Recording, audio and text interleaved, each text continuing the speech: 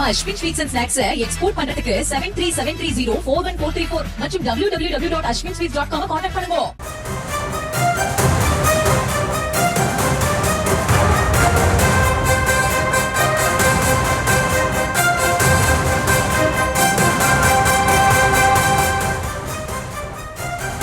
சட்டமன்ற தேர்தலை முன்னிட்டு வரும் திங்கட்கிழமை முதல் பிரச்சாரத்தை தொடங்குகிறார் நாம் தமிழர் கட்சியின் ஒருங்கிணைப்பாளர் சீமான். திருத்தணி முருகன் கோவிலில் வழிபாடு செய்துவிட்டு பிரச்சாரத்தை தொடங்குகிறார். விவரங்களோடு இணைகிறார் நமது செய்தியாளர் பாரி கார்த்திக். வணக்கம் பாரி கார்த்திக், விவரம்.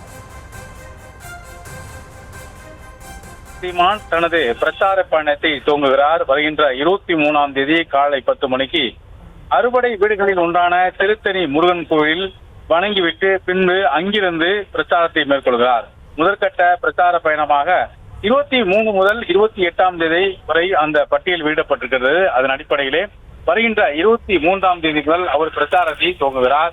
மேலும் தொடர்ச்சியாக திருவள்ளூர், காஞ்சிபுரம், அதே போல அருகில் இருக்கக்கூடிய அரக்கோணம் உள்ளிட்ட மாவட்டங்களுக்கு பிரச்சாரம் மேற்கொள்ளும் சீமானவர்கள் வருகின்ற 28ஆம் தேதி வரை அந்த பிரச்சாரத்தை மேற்கொள்கிறார். அது மட்டுமல்ல, அன்று ஒவ்வொரு பிரச்சாரத்தின் போதும் அன்று மாலையும் நடைபெறும் பொதுக்கூட்டங்களிலும் அவர் கலந்து கொள்கிறார்.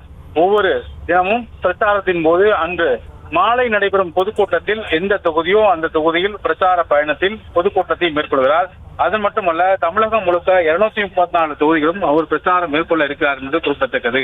29ஆம் தேதி காரைக்குடி செல்லும் சீமானவர்கள் அங்கு பிரச்சாரத்தை மேற்கொண்டு, அதாவது அவர் வேட்புமனு தாக்கல் செய்வதற்கு முன்னதாக பிரச்சாரத்தை மேற்கொள்கிறார். 30ஆம் தேதி அவர் வேட்புமனு தாக்கல் செய்கிறார் என்று அவர் கட்சியினர் கூறுகிறார்கள். அதன் அடிப்படையிலே வருகின்ற 23 முதல் 28ஆம் தேதி முதற்கட்ட பிரச்சாரத்தை சீமான் துவங்குகிறார். திருத்தணி முருகன் கோயிலில் வணங்கிவிட்டு தன்னுடைய பிரச்சாரத்தை துவங்கும் சீமான் 30ஆம் தேதி காரைக்குடியில் வேட்புமனு தாக்கல் செய்கிறார். விவரங்களுக்கு நன்றி பாரி கார்த்திக்.